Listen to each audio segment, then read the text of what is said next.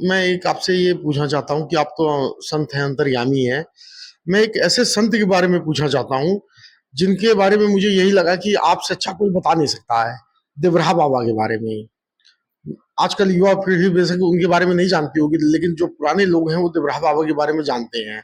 तो मैं ये जानना चाहता हूँ, यानी कि मैं आपके माध्यम से मैं चाह रहा हूँ कि ये जो नए लोग हैं वो भी जाने कि देवराहा बाबा क्या थे। तो ये जो देवराहा बाबा की उम्र के बारे में कोई नहीं बता पाया, तो मैं जब देवराहा बाबा के बारे में जानकारी चाहता हूँ कि क्या थे देवराहा बाबा। मैं माँ भगवती का एक छोटा सा सेवक हूँ। और देवराहा बाबा बहुत बड़े संत थे। उनके बारे में कहना बहुत आसान नहीं है, फिर भी जितनी जानकारी मुझे है मैं आपको बताता हूँ। देवराहा बाबा बहुत पूजनीय, बहुत बड़े संत थे। और योगिनी एकादशी 1990 में उन्होंने अपना देह का त्याग किया अपनी इच्छा से। उनकी उम्र के बारे में कोई फिक्स नहीं जानता, कोई भी नहीं जानता। कई लोग कहते हैं कि वो 1000 साल जिए, कुछ लोगों का मत है कि 500 साल जिए, और 250 साल के तो कई लोगों के पास उनके प्रमाण हैं। बहुत समय तक देवराहा बाबा ने हिमालय पे गुप्त रूप से तपस्या की। अच्छा। उसके बाद यूपी के देवरिया जिले में सरयू नदी के किनारे पे उन्होंने बहुत दिन तक मचान बनाकर 12 फुट ऊंचे लकड़ी के मचान पे बाबा निवास करते थे। केवल सुबह के समय नीचे आते थे। अच्छा, बाबा के बारे में ये कहा जाता है कि बाबा जो है वो अपनी इच्छा अनुसार है। जैसे अभी अभी हमारे साथ बात कर रहे हैं, लेकिन जो है उनका शरीर जो है वो अपनी इच्छा अनुसार वो दूसरी जगह भी पहुंच जाता था। क्या ये सही बात है ये? हाँ, देवराहा बाबा के पास बहुत सारी सिद्धियां थी। वह सिद्ध पुरुष थे। उनके पास एक सबसे बड़ी सिद्धि तो खेचरी विद्या थी। खेचरी विद्या में क्या होता है कि साधक भोजन नहीं करता, उसको अच्छा। भोजन की आवश्यकता नहीं होती जी। है। तो किसी ने उनको आज तक भोजन करते देखा भी नहीं था। वो मचान पे रहते थे और केवल सुबह उतरते थे स्नान के लिए, और उसके बाद वो ऊपर सही आशीर्वाद लोगों को दिया करते थे। तो भोजन भी नहीं करते थे। उनके पास परकाया प्रवेश सिद्धि भी थी, उनके पास आकाश गमन की सिद्धि थी, उनके पास एक साथ कई जगह पे उपस्थित होने की सिद्धियां थी। बाबा के पास बहुत सारी अनंत सिद्धियां थी। अच्छा, ये कहा जाता है कि जब इंदिरा गांधी चुनाव लगातार हार रही थी वो, और कांग्रेस बुरी हालत में आ रही थी, तो देवराहा बाबा के कहने पे उन्होंने हाथ का पंजा, चुनाव चिन्ह अपने उस पे अंकित किया, अपने चुनाव सिंबल पे उन्होंने हाथ का पंजा वो देवराहा बाबा के ही उस पे अंकित किया, और उसके बाद से ही कांग्रेस की एक अच्छे समय की शुरुआत हुई। ये क्या सही बात है ये? नहीं, देखो, मेरे विचार से तो देवराहा बाबा हाथ का पंजा नहीं, वो उनका आशीर्वाद देने का स्टाइल है। वो अपना ऐसे करके आशीर्वाद भक्तों को दिया करते थे। जी। अब उन्होंने उससे प्रेरणा लेके पंजा को यूज कर लिया तो मैं नहीं कह सकता। बाकी राजीव गांधी पर, इंदिरा गांधी पे देवराहा बाबा की विशेष अनुकंपा थी, और प्रिय शिष्यों में उनकी गिनती होती थी। अच्छा, जैसे राम मंदिर के बारे में भी देवराहा बाबा से जब पूछा गया, जिस समय बाबरी विध्वंस नहीं हुआ था, तो उससे विध्वंस के कई साल पहले जब उनसे पूछा गया था, तो उन्होंने जो होने वाला था वो सब बता दिया था कि ये मस्जिद तोड़ी जाएगी, ये होगा, वो होगा। तो ऐसी ऐसी उनके पास क्या सिद्धियां थी? बाबा ने मंदिर बनने से करीब 35 साल पहले जी। प्रयागराज कुंभ के मेले में, जब राम मंदिर का आंदोलन चल रहा था, तो मंदिर का समर्थन किया, आंदोलन का समर्थन किया। और उसी समय उन्होंने एक भविष्यवाणी की थी कि राम मंदिर बनेगा, और जिसमें हिंदू मुस्लिम दोनों मिलकर राम मंदिर का निर्माण करेंगे। और वो आज भविष्यवाणी सच भी हो गई। जी। अच्छा, मैं बाबा जी एक जानकारी आपसे ये चाह रहा था। आप ये कह रहे थे कि कुछ जानकारियां मैं देवराहा बाबा के बारे में ऐसी आपको बताऊंगा जो किसी को नहीं मालूम, तो मैं चाह रहा हूँ कि कुछ आप बताइए।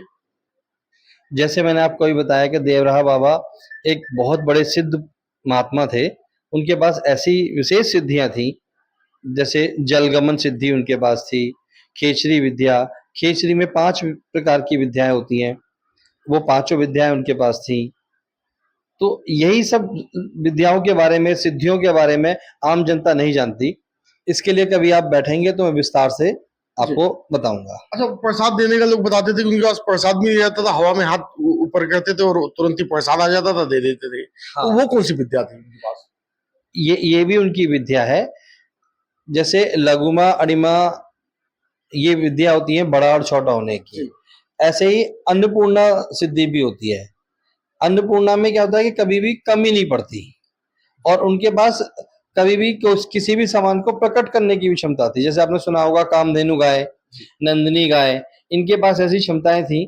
तो ऐसी एक सिद्धि अब बाबा देवरा बाबा के पास भी थी कि वो किसी भी चीज को कभी भी प्रकट कर सकते थे। उनके लिए कहीं से कुछ प्रसाद लाने की आवश्यकता नहीं होती थी। वो अच्छा, जब चाहे हाथ फैलाते थे और प्रसाद आ जाता है। प्रसाद आ जाता था। अच्छा, ये देवरा बाबा जो है इतने ज्ञानी, इतने तपस्वी, इतनी उनके पास जो शक्तियां थी, ये चेले उनके जो चेले हुए उसके बाद वो वहां तक नहीं पहुंच पाई, वो बस उनके साथ ही आई और शक्तियां उनके साथ चली गई। तो इसकी क्या वजह मानते हैं? क्योंकि आप भी अंतर्यामी हो, सबके मन की बात जानते हो। नहीं, मैं आपको बता दूं, अंतर्यामी नहीं हूँ। और लेकिन हाँ, मैं अपने ज्ञान के अनुसार आपको बताऊं कि जो भी विद्याएं हैं ये पात्र व्यक्ति को दी जाती हैं। इसमें व्यक्ति को खुद को साधना होता है, अपने आप को उस लेवल तक ले जाना होता है कि हम उस सिद्धि के, उस विद्या के पात्र बन सके। तो महात्मा जी को जो पात्र लगे उनको विद्याएं दी, क्योंकि गुप्त विद्याएं हैं, प्रचलन में नहीं होती हैं, लोग उनको उजागर नहीं करते हैं। अच्छा, दुरुपयोग भी हो सकता था क्या? दुरुपयोग हो सकता है इन विद्याओं का, इसलिए गुप्त तरीके से उन्होंने जिन शिष्यों को विद्याएं दी उन्होंने उनको गुप्त रखा है। और ऐसा नहीं है कि सारी विद्या उनके साथ गई, फिर भी बहुत ज्यादा फैल सकती थी, लेकिन गुप्त विद्या होने के कारण बाबा ने अपने योग्य शिष्यों को ये विद्या प्रदान की। अच्छा, जैसे एक ये होता है कि जैसे देवरा बाबा इतने योग्य थे, लेकिन जितना नाम उनका हुआ पूरी दुनिया में हुआ, लोग उनको देखने के लिए पूरी दुनिया से आते थे, उनका आशीर्वाद लेने के लिए। राजेंद्र प्रसाद से लेके इंदिरा गांधी से लेके राजनाथ सिंह, जितने भी नेता मैं उस इस समय के भी कहूँ, वो सब लाइन में लगे रहते थे कि कैसे करके बाबा जी का आशीर्वाद मिल जाए। उनके आशीर्वाद देने का भी तरीका अलग था। लोग हाथों से देखते थे, वो पैरों से देते थे। तो ये पैर से देने वाला क्या था आशीर्वाद? देखो, सिद्ध पुरुष तो कहीं से भी कैसे भी आशीर्वाद दे सकते हैं। उनके पास कोई, उनकी महिमाओं का, उनके गुणों का बखान करना हम जैसे साधारण व्यक्ति के लिए आसान नहीं है। वो जैसे मर्जी आशीर्वाद दे दें, उनका तो एक नजर पड़ जाए तो आशीर्वाद है, उनको आप देख लें तो आशीर्वाद है। और मदन मोहन मालवीय, राजेंद्र प्रसाद, इंदिरा गांधी, राजीव गांधी, ऐसे न जाने कितने ही, वीपी सिंह। वीपी सिंह, और कितने नेता अभिनेता देसी विदेशी बहुत बाबा के भक्त रहे। और बाबा की कृपा इन सब पे बराबर बनी रही, और आपने देखा कि इन लोगों ने कितने ऊंचाइयों को छुआ। अच्छा, मैं अब देवरा बाबा से बात पे आता हूँ मैं। जी। आप जो है लगातार ऐसी कई सिद्धियां आप कर रहे हैं, जिसे आप कह रहे हैं कि मैं जब समय आएगा तो मैं संसार के सामने उन सिद्धियों को लेके आऊंगा। तो कुछ सिद्धियां ऐसी आप बताना चाहोगे? मैं चाहता हूँ कि दर्शकों को कुछ आप बताइए, भक्तों को आप बताइए अपने, कि जिनका आशीर्वाद भक्तों को मिले। नहीं, ऐसी कोई बात नहीं है। मैं माँ भगवती का सेवक हूँ। माँ भगवती की सेवा कर रहा हूँ, और अपने शरीर को, अपने तन मन को शुद्ध करके साध रहा हूँ कि मैं भगवती के उस स्वरूप तक पहुंच पाऊं। और भगवती की जब मुझ पे कृपा होगी तो वो आशीर्वाद आप सब तक भी पहुंचेगा, जरूर बताया जाएगा नहीं तो समय आने पे। नहीं तो आप जिस तरीके से मुस्कुरा रहे हैं, जिस तरीके से अपने आप को साधारण बोल रहे हैं, क्योंकि हर आदमी अपने आप को साधारण बोलता है। देवरा बाबा का जब इंटरव्यू बीबीसी वाले लेने जाते थे, तब भी वो अपने आप को साधारण बोलते थे कि मेरे पास कोई कुछ भी नहीं है, कोई शक्तियां नहीं है, कुछ नहीं है। और कहीं ना कहीं उसी रास्ते पे आप भी चल रहे हैं। कई आपके भक्तों से मेरी मुलाकात हुई, उन्होंने कहा कि बाबा जी के पास बहुत शक्तियां हैं, कई चीजों में जागृत उन्होंने कर चुके हैं, और आप कहते हो जी मेरे पास कुछ भी नहीं है। तो ये अब आप किशन जी को एक तरीके से छलिया भी कहा जाता था, और वो उनके चीजों को कोई समझ नहीं पाया। तो उन्हीं मूर्ति को आप उन्हीं के जो है चरणों में आप बैठे हुए हो, और आपको भी मैं समझ नहीं पा रहा हूँ कि आप कह रहे हो कि मैं साधारण आदमी हूँ, मेरे पास कुछ भी नहीं है, मैं तो एक बस तपस्या कर रहा हूँ मैं। तो कुछ जो कुछ हो हल्का फुल्का आप बता दीजिए, ताकि भक्तों को कुछ कल्याण तो हो। देखो, इसमें ऐसी कोई बात होती तो मैं आपको जरूर अवगत कराता। जी। भगवान श्री कृष्ण मेरे पथ प्रदर्शक हैं। इन्हीं के मार्गदर्शन में मैं आगे भक्ति मार्ग पे बढ़ रहा हूँ। महादेव को मैंने अपने गुरु माना है, वो मेरे गुरु हैं। भगवती की साधना में हूँ, भगवती की सेवा कर रहा हूँ, मैं उनका सेवक हूँ। तो जैसे ही मैं कहीं पहुंचूंगा जी। आप सब लोगों को जरूर अवगत कराया जाएगा। वैसे महादेव ने कहा है, गुरुदेव ने कहा है कि ये सब गुप्त विद्याएं हैं, इनको, इस ज्ञान को जितना गुप्त रखा जाए उतना ही अच्छा है। हाँ, हमारे आशीर्वाद से या हमारे करने से किसी का भला हो जाए तो मैं पूर्ण रूपेण इसके लिए समर्पित हूँ कि हम समाज की किसी भी तरह से सेवा कर सकें तो प्रभु के मार्ग पर चल के जरूर करेंगे। और सनातन के लिए मैंने अपने आप को पूरी तरह समर्पित कर दिया है। मैं बस आखिरी में आपसे अब एक ही सवाल कहना चाहता हूँ। सवाल क्या, बस आपसे अनुरोध है, निवेदन है कि जो भक्त आपके चरणों में रहना चाहते हैं, जो भक्त आपको अपना गुरु मान चुके हैं, जो आपकी एक आवाज पे कुछ उनका कल्याण हो जाए, तो कुछ उनके लिए आप बता दीजिए, ताकि नवरात्र आ रहे हैं, उनका भी कुछ कल्याण हो जाए। ये मेरी आपसे निवेदन भी है, आवेदन भी है। तो कुछ आप बता दीजिए हल्का फुल्का। देखो, जितने लोग भी जो मुझे मानते हैं या मुझे चाहते हैं, भक्त तो मैं नहीं कहूँगा, खैर भक्त तो मैं खुद ही हूँ, अभी भक्तों का भक्त हूँ मैं तो। और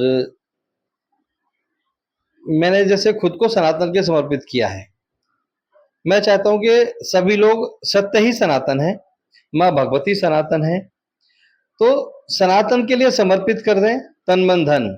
आप जिस भाव से जितनी सेवा सनातन की कर सकते हैं, अपनी संस्कृति की कर सकते हैं, अपनी देश की कर सकते हैं, उतनी करें। अगर आप सक्षम हैं तो आर्थिक मदद करें, शारीरिक मदद करें। यदि आप इन दोनों में सक्षम नहीं है तो मानसिक करें, लेकिन अपना आहुति सनातन के लिए जरूर दें। कुछ नवरात्र आने में कुछ एक आध दो उपाय ऐसा बता देते कि भक्तों का कल्याण हो जाए। ये मेरी आपसे निवेदन है आपसे। नवरात्रि में माँ भगवती दुर्गा अपने 9 रूपों में आ रही हैं, और इस बार हम नव दुर्गा में एक विशेष अनुष्ठान करेंगे। अब नव दुर्गा के पहले दिन आए या उसके और एक दिन पहले दिन आए, तो नव दुर्गा में आप कैसे व्रत रख सकते हैं, कैसे माँ भगवती की विशेष कृपा पा सकते हैं, मैं आपको कुछ उपाय जरूर बताऊंगा।